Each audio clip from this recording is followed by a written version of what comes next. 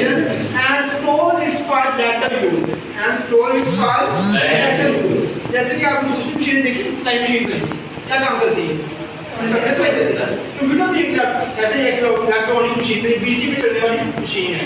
तो काम क्या करती है, डाटा इसको हम देते हैं, क्या देते हैं इसको, डाटा इसको देते हैं।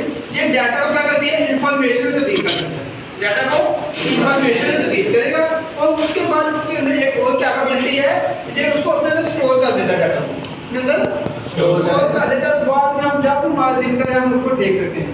And it is store data for later use, data को स्टोर करेगा फॉर लेटर यूज, बाद में इस्तेमाल के लिए, जब बाद में आपका दिन का आप उसको ओपन करके देख सकते हैं। कंप्यूटर क्या है, एक इलेक्ट्रॉनिक मशीन। सबसे पहले हमने एक बात की, डाटा की, डाटा क्या होता है,